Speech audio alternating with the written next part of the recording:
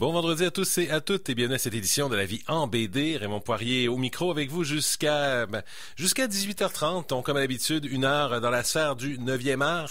Et cette semaine, on va l'explorer dans 2 axes radicalement différents. Et pour notre première moitié, j'aurais presque envie de dire qu'on corrige une erreur historique. Je m'explique. On a donc des auteurs BD à Québec et dans la grande région élargie de Québec et Rive-Sud. Et on reçoit, la plupart du temps, on travaille fort pour recevoir les gens de la région en priorité. De temps en temps, ça arrive qu'on en échappe.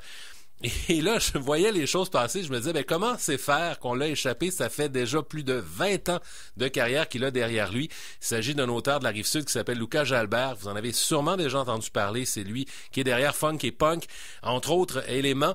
Et on s'est dit, rectifions cette erreur et jasons-lui. Donnons-nous le temps de faire un Lucas Jalbert 101. Et c'est ce qu'on va faire en première moitié de cette édition de La Vie en BD.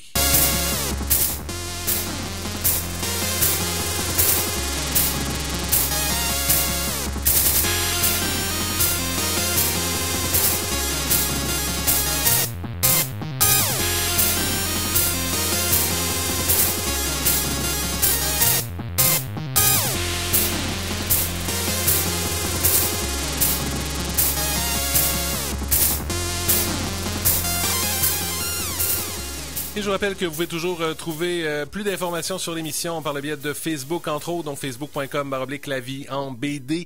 Et éventuellement, on va mettre à jour également notre blog sur laviehenbd.wordpress.com. Dans l'interstice, vous pouvez trouver à tout le moins les menus des émissions à venir. Et maintenant, avec nous, au bout du fil, Lucas Jalbert, bonjour. Bonsoir, ça va bien? Ça va bien, et toi? Oui, merci de l'invitation. Ça me fait plaisir. Et je parlais tantôt, en fait, on était dû pour se voir déjà l'an dernier, en fait, tu soulignais 20 ans de carrière, 20 ans de funk et punk. Pour se situer, c'est une série des personnages que tu avais amorcé autour de l'âge de quoi, 8-10 ans, là? En fait, à 9 ans, effectivement, donc j'avais créé mes personnages funk et punk, puis c'est ça, commence à créer quelques petites histoires, et au final, j'ai réuni 4 histoires qui me plaisaient plus que d'autres, donc ça m'a fait un album de 48 pages, et après des démarches auprès de plusieurs maisons d'édition, voyant que c'était plus long que je pensais. À 9 ans, on pense que tout va vite. Donc, à 14 ans, j'ai pu fonder ma maison d'édition, donc Cabro Productions, pour pouvoir ensuite publier mes propres albums. Et dans le registre, exemple de l'idée de foncer, en fait, vient pas mal quand j'entends des parcours comme celui-là, l'impression un peu d'un côté d'un apprentissage par le biais de la fosse au lion, donc l'idée de l'apprentissage dans le feu de l'action, et parallèlement de l'apprentissage aussi devant le public, parce que dans le fond, du moment où tu les édites, on t'a vu grandir comme dessinateur, comme créateur. Oui, tout à fait. Puis c'est de vendre sa salade, comme on dit, de pas juste rester chez soi dans son atelier puis attendre que les livres se vendent en magasin. Donc c'est toi l'éditeur, c'est donc toi le distributeur qui doit faire la promotion, l'impression. Donc on doit s'occuper de tout. Et au final, en côté promotion, j'ai commencé à entamer des conférences dans les écoles dès l'âge de 15 ans. Donc j'en suis à ma 16e année cette année de conférences dans les écoles. Et le beau côté de la chose, ça a été, je pense, la meilleure décision de ma vie en fait. Je suis allé rencontrer mon public directement à la source, c'est-à-dire dans les écoles. Et aujourd'hui, je peux dire que j'en suis rendu à 2 générations de lecteurs déjà. Et c'est pas rien parce que tu viens d'avoir 30 ans, là, c'est pas... Oui, tout à fait. Pardon, 31 ans en fait en décembre dernier, là. Donc, il y a déjà pas mal de métiers à travers ça. Et en même temps, j'imagine que le défi, et c'est là que viennent intervenir, entre autres, les conférences, c'est d'éviter de tomber dans une routine. Enfin, on a un univers qui te suit depuis une vingtaine d'années. On pourrait se dire qu'à un moment donné, on finit par tourner à vide, mais il faut réinsérer de la matière première, des nouveaux albums, ajouter des nouveaux pans. Tu fais du cinéma aussi, de la production, des web-séries et autres. Exactement. Donc, ça permet d'éviter justement cette routine-là. Tout à fait. Puis, c'est ça.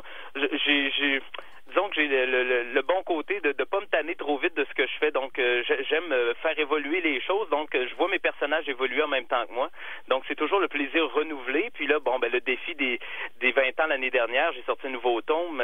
C'était de faire plaisir autant à l'ancienne génération qui avait grandi, était maintenant devenue jeunes adultes, puis de faire plaisir aussi à la nouvelle génération qui découvrait les livres. Donc, c'est un parallèle, là. J'étais sur la ligne, là, à qui je fais plaisir le plus. Donc, j'ai essayé de faire le juste milieu. Ça n'a pas été évident, mais ça a été tout un beau défi. Et en même temps, j'imagine, en fait, dans le contexte d'une série, on démarre ça à 9 ans. À 9 ans, la complexité de notre réflexion n'est pas nécessairement la même qu'à 30 ans. Exact. Donc, comment on réussit à prendre des personnages qu'on a créés enfants et à réussir à les faire vieillir, puis j'imagine à complexifier au fil qu'on développe une maîtrise du médium, au fil qu'on développe une maîtrise de la vie en général, de les amener à vieillir avec nous justement pour pas rester pris avec la naïveté dans laquelle on l'avait peut-être initié. Ah ben tout à fait. Je regarde ce que j'ai fait à 9 ans. Bon, ben c'est le premier tome qui est paru au final, et c'est le plaisir de voir l'évolution d'un enfant jusqu'à l'âge adulte, de voir les influences tout à coup apparaître à travers le spectre de ces personnages, par leurs aventures. Évidemment, moi j'ai commencé à être influencé par l'actualité. Je suis devenu caricaturiste à une période de ma vie entre 2011 et 2014 environ pour le peuple Lévis ici. Donc ça m'a ouvert l'esprit sur être à l'affût de l'actualité, être inspiré de ce qui m'entourait, des sujets chauds aussi, donc évidemment les films, les romans, les séries télé, puis ben c'est ça la vie, notre vie personnelle aussi, donc on fait face à plein d'événements, donc oui, ça vient enrichir les personnages évidemment, et on reste pas pris avec une petite coquille vide là, très naïve là. Et à la limite, ça devient pertinent dans le contexte où, à 9 ans, tu dis, ben, on lance une série un peu façon Spirou et Fantasio, si on peut dire. Donc, c'était une coquille qui était perfectible, mais une coquille que des auteurs comme Franquin, par exemple, et bien d'autres ont réussi à faire fonctionner. Donc, ça devenait quelque chose qui était peut-être plus facilement perfectible que si tu avais été vers d'autres concepts à l'époque. Oui, exact. Puis évidemment, on est toujours influencé quand on est très jeune par ce qui nous entoure, donc on peut faire beaucoup de rapprochements, bon, à telle série, etc. Mais évidemment, en évoluant, ben là, on développe son propre style. Ben, en fait, j'ai jamais été à la recherche d'un style en particulier. C'est on le fait soi-même en cours de route. C'est les gens qui nous le disent, capable de repérer ton style, même à travers des portraits que je peux dessiner, parce que je ne fais pas juste que de la BD, je fais un peu tout du dessin général. Et malgré tout, on est capable de percevoir mon coup de crayon derrière. Donc, ça veut dire que j'ai réussi, à force de persévérer, de travailler, comme je le dis souvent aux jeunes, c'est pas en dessinant une fois que j'ai appris à dessiner, c'est en répétant les heures, c'est comme un sport ou un instrument de musique, c'est en y mettant du temps qu'on évolue, puis même encore aujourd'hui, j'évolue encore à dessiner, là, encore tout récemment. Oui, puis j'imagine en fait que la prochaine étape va être d'amener ton style vers d'autres types de dessins ou vers d'autres univers, au niveau BD seulement, là, si on y va juste sur cet angle-là. Oui, ben exactement. C'est déjà fait. En fait, depuis le 1er octobre dernier, j'ai lancé mon plus gros projet jeunesse depuis ma série BD, justement. C'est mon magazine trimestriel Ça fout la chienne, donc un magazine BD qui rappelle les frissons et les chairs de poule d'autrefois. Et là, mon style se déroge un peu de ma série BD, qui était, elle, un peu plus franco-belge, elle a le personnage gros nez, bon, Astérix, Spirou. Et là, je me dirige un peu plus vers le semi-réaliste, dessiné au plomb, très, très rétro, disons, et c'est complètement autre chose. Et ça me fait plaisir parce que, bon, ça donne un petit côté rafraîchissant, là. Et la grande question, c'est de savoir comment on réussit à casser un peu, entre guillemets, son style ou ses réflexes pour en créer d'autres. Dans ma tête, c'est pas quelque chose qui se fait facilement. Non, du tout. En fait, c'est venu machinalement, tout doucement, en donnant des cours à l'École des Beaux-Arts de Lévis. Donc, je donne des cours à mes étudiants, autant jeunes, adolescents qu'adultes. Et je suis forcé de leur montrer autre chose que de la bande dessinée, donc du paysage, du portrait, ombre et lumière, perspective et tout ça. Et tranquillement, c'est de développer un autre style à force de donner des exercices. Soi-même, on fait les exercices, puis à un moment donné, on vient qu'à trouver un autre twist, je pourrais dire. Et donc, tranquillement, on trouve, en expérimentant aussi comme ça, un autre type de trait qui te convient, dans lequel tu te sens aussi à l'aise. Exactement, un autre petit filon, là, il y a peut-être quelque chose à en sortir, donc, et je montrais ça à mes étudiants, puis certains accrochaient beaucoup. Il y a petit quelque chose qui accroche, donc il y a potentiellement quelque chose là. Et donc, le fait d'avoir un style qui est peut-être un peu moins classique BD dans l'archétype qu'on s'en fait, donc d'aller vers un truc un peu plus réaliste au plomb et le reste, ça permet, j'imagine, d'aller chercher d'autres types d'histoires, d'autres types d'ambiance. Ah, tout à fait. Là, je tombe un peu plus dans l'épouvante, la science-fiction, le fantastique, alors que j'étais plus dans l'aventure, le policier, l'aventure avec un grand A, la Tintin, avec mes personnages funky punk, mais je dois avouer que j'ai toujours eu un fait pour les films d'épouvante depuis mon enfance, là, surtout des années 80-90, l'âge d'or du cinéma. Donc, c'était enfin un plaisir pour moi de dire, je peux tester cet univers-là que je connais déjà très bien et de l'appliquer sous forme de dessin. Oui, puis dans le contexte où l'horreur en BD, en fait, on dirait que c'est une rengaine que j'ai depuis quelques années, dans la mesure où à chaque fois que j'en jase, je me dis toujours, mais il me semble que c'est pas si évident de faire peur, de faire réagir. C'est comparativement au cinéma, on dispose d'outils visuels, Oui. De mise en scène et le reste, mais ce qui fait peur au cinéma, ça marchera pas en BD. On peut pas faire des sauts, on peut pas mettre de la musique ou des choses comme ça. Non, ben c'est tout autre type de façon d'aborder la peur. En fait, c'est sûr qu'on pleurera pas en position fétale dans son lit après avoir lu une BD d'épouvante. C'est tout simplement créer un petit malaise, une petite sensation là, de petits frissons, ou peut-être même un petit sourire en coin, mais c'est malgré tout en refermant le livre ou le roman ou la bande dessinée, ben, de laisser un petit arrière-goût. Ça m'a laissé un petit quelque chose d'épouvante en moi, sans plus, évidemment. Et c'est pourquoi, ben, en parallèle à mon magazine, ben, il y a la web-série Ça fout la Chine, donc on transpose certaines des histoires dessinées en vidéo réelle, tout à fait, avec des enfants, avec des jeunes de la région. Et là, je peux m'amuser avec le médium du 7e art, donc pour prendre mon temps pour créer de l'épouvante, de la latence, créer des moments de suspense et d'ambiance que je ne pourrais pas faire par le biais de mon crayon, là.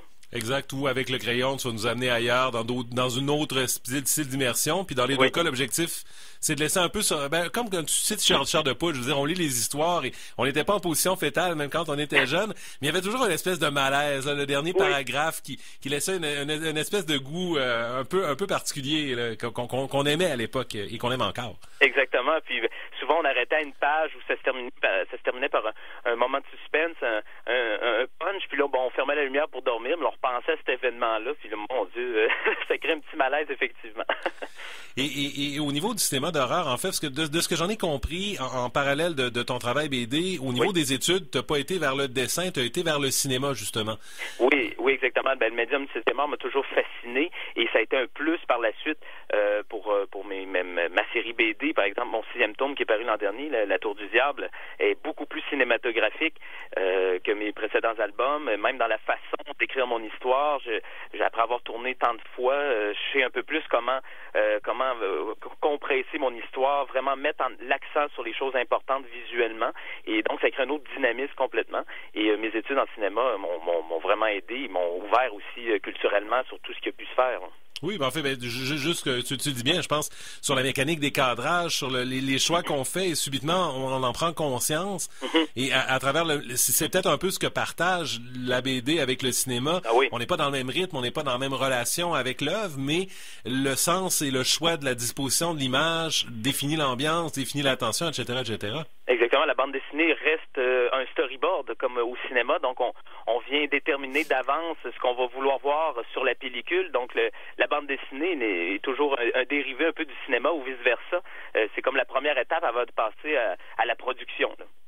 Et évidemment, en fait, si tu as choisi d'aller hors funk et punk vers le cinéma d'horreur pour la web-série, pour le magazine, j'imagine que il y a, à un moment donné dans ton parcours cinéma, c'est un genre où il y a certains créateurs, réalisateurs qui sont venus te happer particulièrement dans cette sphère-là? Ah oui, absolument. À commencer par John Carpenter, Hitchcock, Brian De Palma, qui ont malgré tout surfé avec ça. Kubrick, les perspectives avec Kubrick m'ont toujours fasciné. Donc c'est vraiment quelque chose que j'aime aller rechercher ici et là pour venir rehausser, enrichir mes albums BD, là. Oui, puis en même temps, ça reste inspirant parce qu'il y a un côté DIY même dans ce que ces gens, quand on parle de Carpenter, par exemple, ses premiers trucs, c'était assez avec les moyens du bar d'une certaine manière.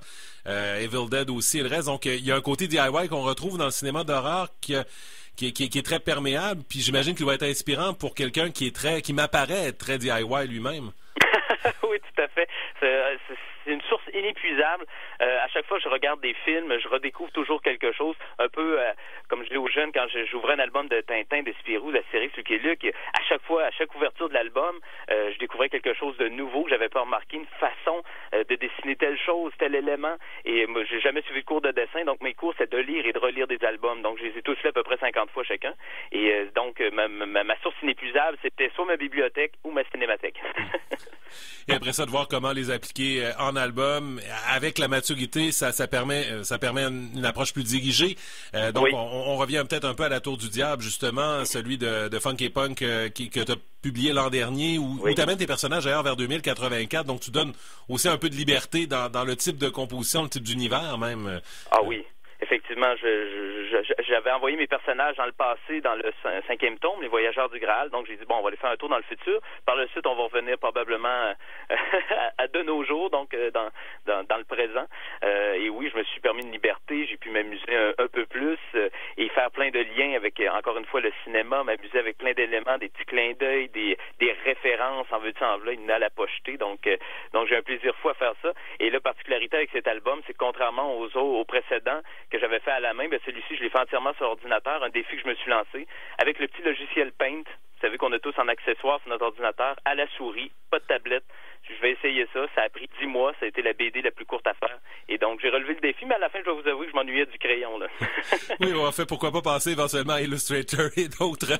Oui, exactement. Mais non, je dis, c'est la petite particularité. J'aime ça être un peu à part des autres. C'est tout le temps ma petite touche personnelle. Et voilà, ma petite caractéristique cette fois-ci, c'est avec Paint.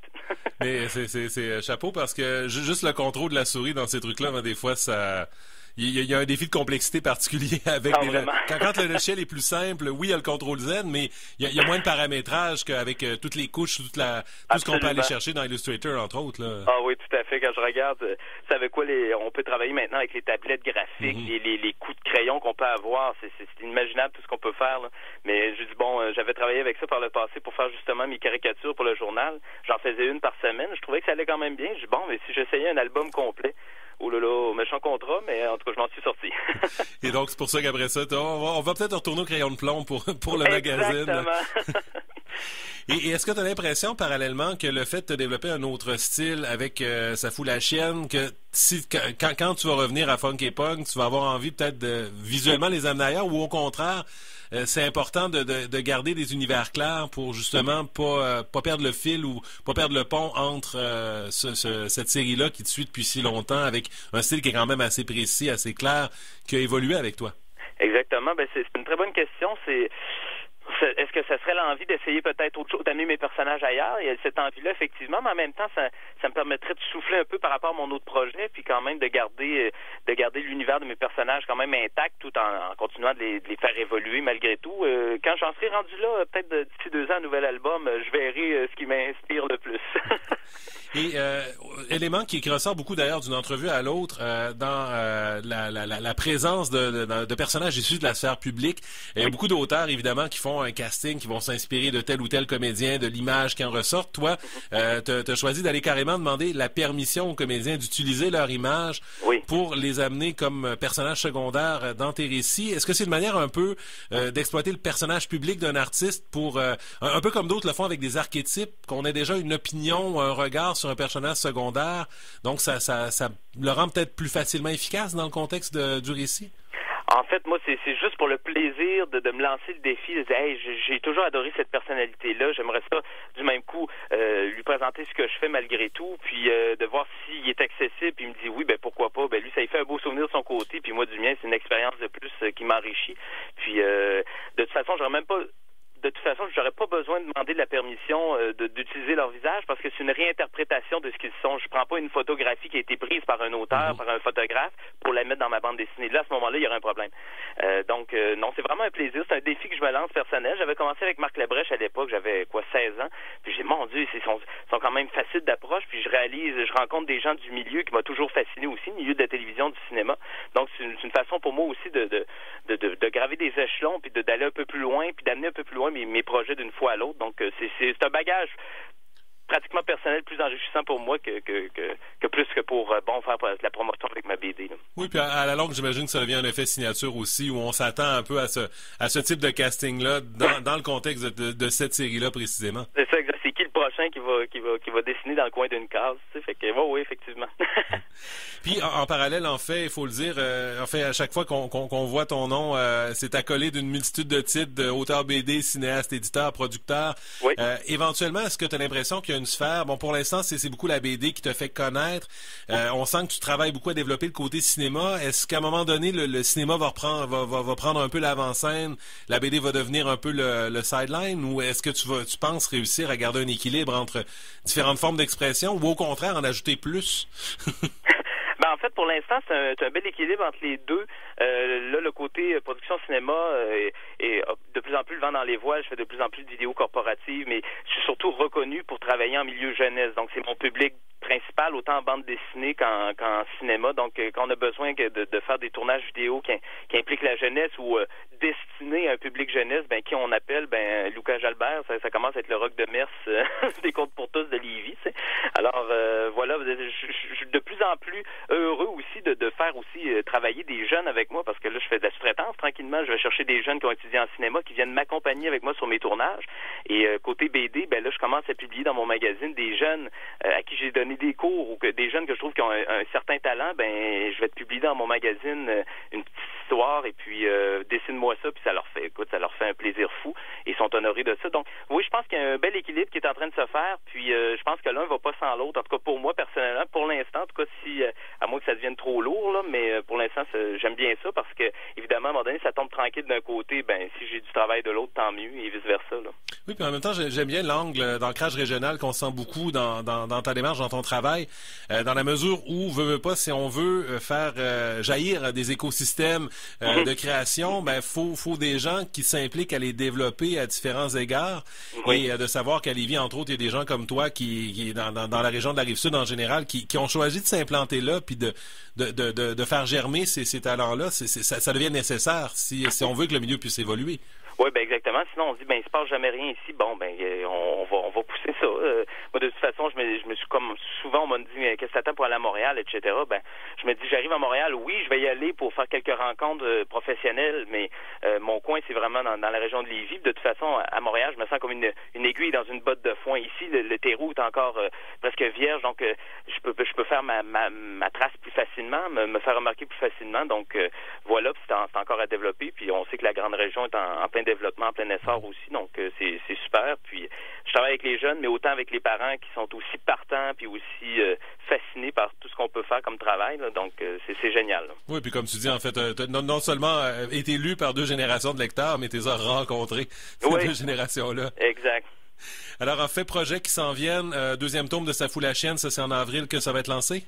C'est le 3e, en fait. Le 2e est paru en janvier dernier. Donc, oui, là, préparation du 3e numéro apparaît donc en avril pour nos abonnés. Donc, on a un peu partout au Québec, puis plusieurs écoles d'abonnés également. Donc, ça, présentement, Ça fout la chienne occupe pas mal mon temps. L'année dernière, les 2 dernières années, je m'étais vraiment concentré sur ma série Funky Punk pour leur 20e anniversaire. Donc, là, je les laisse se reposer un peu. Ils ont le droit à des vacances. Donc, ils vont revenir un peu plus tard. Mais là, pour l'instant, c'est vraiment Ça fout la chienne qui m'occupe, là. Alors, on continue de suivre ça et on aura assurément l'occasion de se recroiser. Lucas Jalbert, merci beaucoup. Ben, merci à vous. Bonne soirée. Bonne soirée. Au revoir. Au revoir. Alors voilà, je rappelle Lucas Jalbert, donc auteur de Funk et Punk, côté BD, magazine, donc Ça fout la chienne, des web-séries et le reste. Alors, beaucoup de projets de son côté.